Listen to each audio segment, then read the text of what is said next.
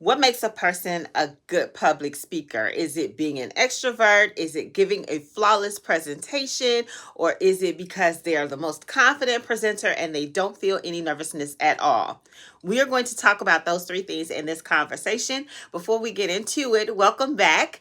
If this is your first time being with me, I am Dr. Shalonda Jones. I am a communication scholar and a public speaking coach. I specialize in helping business owners and professionals learn to transform whatever concerns they have with public speaking into confidence. If you've been with me before, welcome back. Always good to see you. In this conversation, we are going to talk about three of the most common reasons people think they would not make a good public speaker.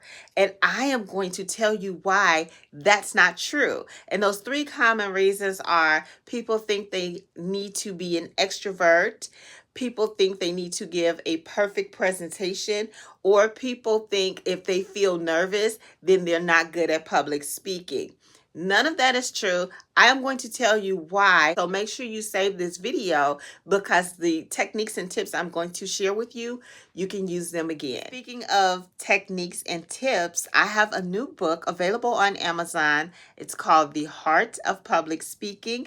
I'll provide the link in the caption below. First things first, it does not matter if you are an extrovert or an introvert or even an ambivert. You can be a good public speaker regardless of whether you're an introvert, extrovert, or an ambivert. It never ceases to amaze me when I teach public speaking at the university, or I get a new client who knows they're an introvert. They'll say to me, Dr. Jones, I don't think I'll make a good public speaker because I'm an introvert. And it's almost like they think that's some type of character flaw. I'm here to tell you, being an introvert, being an extrovert, or being an ambivert does not determine whether or not you will be a good public speaker. It is good to know if you are introvert, extrovert, or ambivert, because that's your natural personality trait, and you can use that personality trait to your advantage to make you a great public speaker. Tell me in the comments if you are an introvert, extrovert, or ambivert. I personally am 99.99% extrovert, and I know this because I took the Myers-Briggs personality assessment. It gives the percentage to tell how high you rank on either the introversion scale or the extroversion scale. Let's start with introverts, what it really means to be an introvert, and how it can help you to become an effective public speaker. First of all, a true introvert is not necessarily somebody who's shy or who doesn't like to talk. An introvert is all about a person's, as one of my students said, social battery. It's about them needing to recharge alone when they feel drained. A person who is genuinely an introvert, when they're in social settings like networking events and they need to interact with people for a prolonged period of time, it's actually a good idea for them to take breaks every 15 minutes, spend some time with themselves to recharge, because longer than 15 minutes, they actually start to feel physically drained. One of the biggest myths about introverts is they do not like people. That is not what an introvert is. An introvert actually enjoys deep, meaningful connection. They may not engage in a lot of small talk, but they are deeply reflective. They enjoy one-to-one, deep, meaningful connections with other people. Since introverts are more introspective, they go inside, they look for something meaningful to say. That in and of itself helps them to be effective public speakers, because the information they share in their presentation is intentional and impactful. The other aspect of an introvert's personality that actually makes them a great public speaker is because of the fact that they reflect internally. They tend to have a higher level of emotional intelligence. They're more authentic, and that means their message is going to resonate with the audience. I said all of that to say, if you are an introvert, good.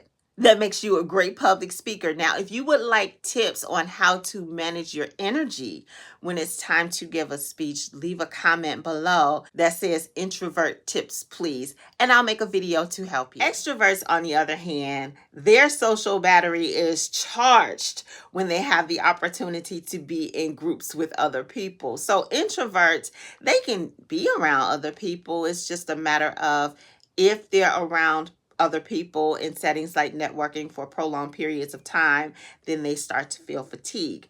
Extroverts, they can keep going for prolonged periods of time. And the more they're around more people, especially if it's something like a networking event, an extrovert is more charged. Extroverts can be good public speakers because since their social battery is charged by being around other people, their presentations are going to be more animated and lively, and that's what brings enthusiasm to the presentation. Extroverts also tend to be comfortable with impromptu responses, speaking on the spot, answering questions, because they have the tendency to think out loud.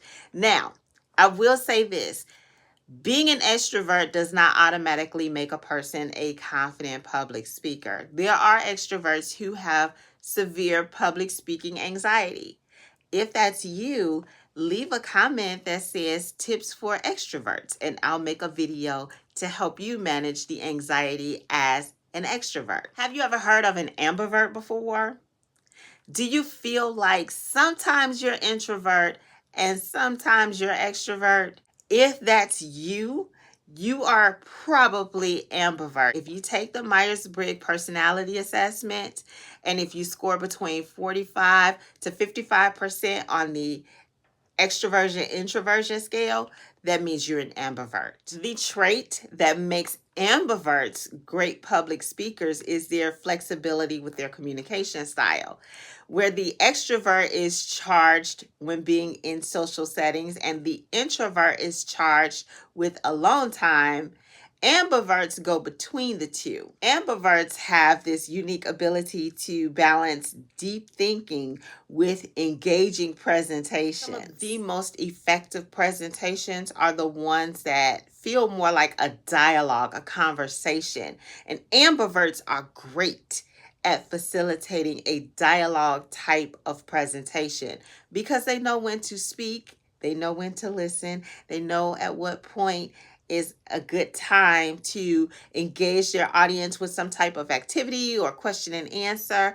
And they also know when it's time for them to elaborate on a point to help further the clarity of the ideas they're sharing. Just like the introvert and the extrovert, the ambivert can use their natural personality traits to be great, effective public speakers.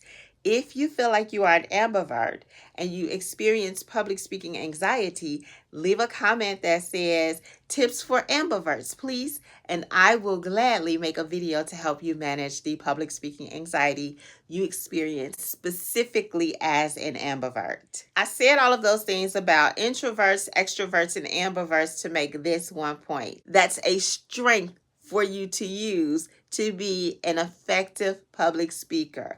Tap into your natural personality traits, and that's what's going to make you an effective and great public speaker. The second myth I hear often is great and effective public speakers are not nervous. That is, nothing about that statement is true. That is by no means true. As a matter of fact, that myth is so common that one time when I was a guest on a podcast, I said, it really is not a bad thing if you feel nervous before you give a presentation.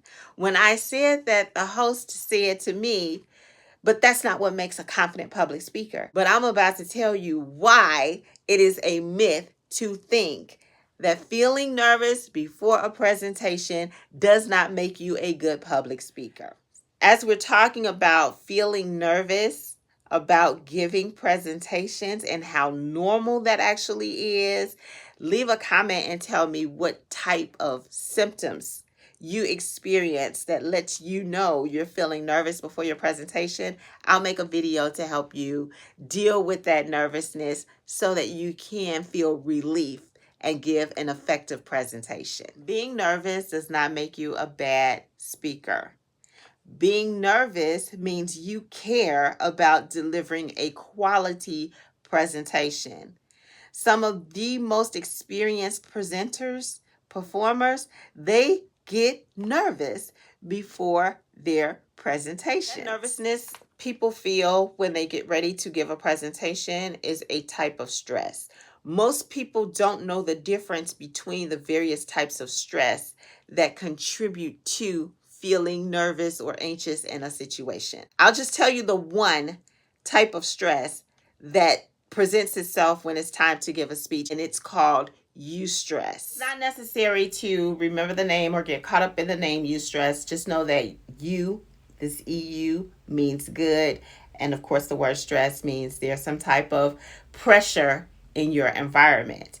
Now, that eustress is the good stress that's going to help drive your performance so that you invest the time necessary to practice, to prepare, and to make sure you have all of the resources you need to give an effective presentation. What's not good is to allow stress to stop you from giving the presentation. When you start to feel that nervousness and it's stressful and you would rather cancel than give the presentation, that's not good. That is called distress.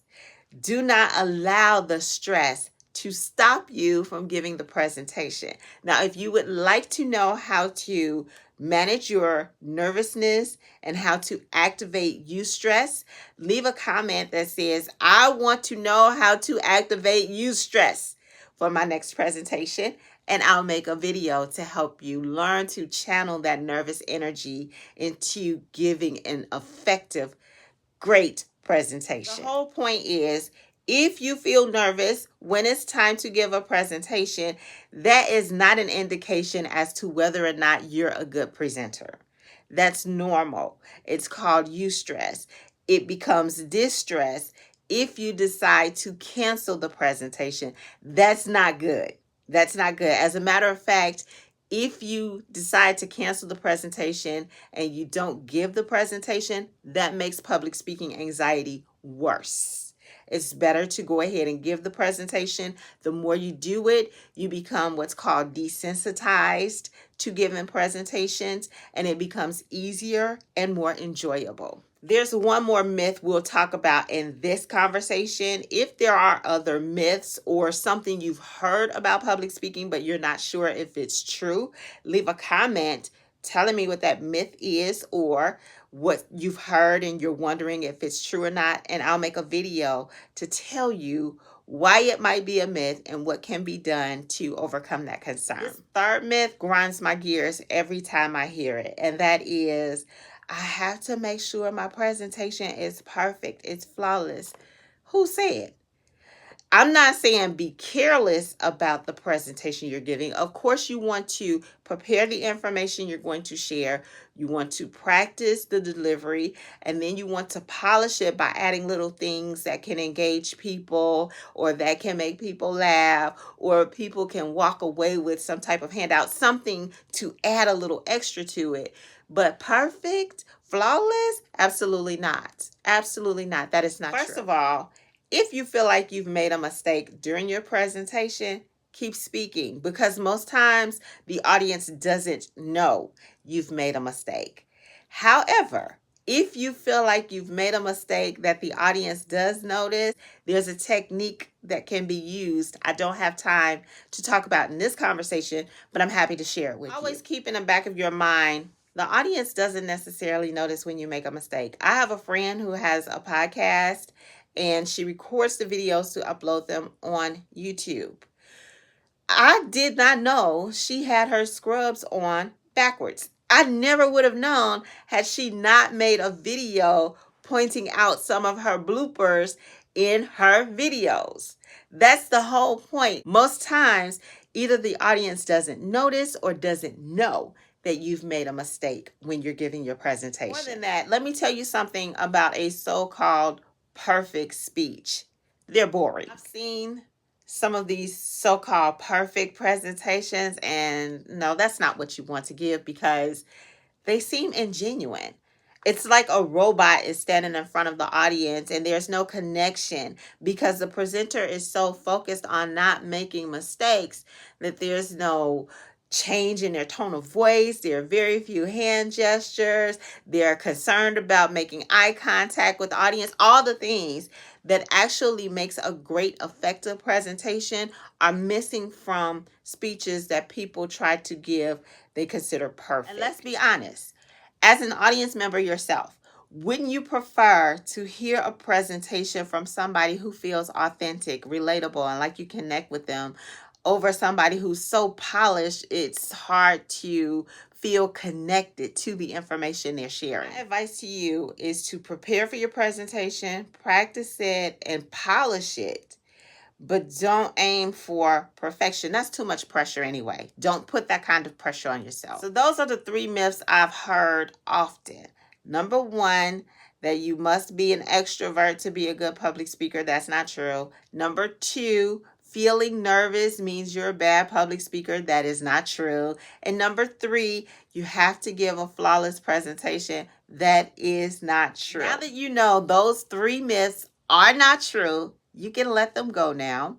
They do not have to hold you back anymore from giving presentations. You can start acquiring techniques to help you feel more confident about giving speeches. One of the first things you can do is follow my channel because I give tips all the time to help develop more effective public speaking skills. Thank you for spending your valuable time with me. Time is a precious commodity because once it's spent, you can't get it back. That's why I appreciate you spending time with me in this conversation. I do have a new book available on Amazon. It is called The Heart of Public Speaking. It's linked in the caption below. Get your copy today. And speaking of today, make sure you do something today to help make your greatest ambition your greatest accomplishment.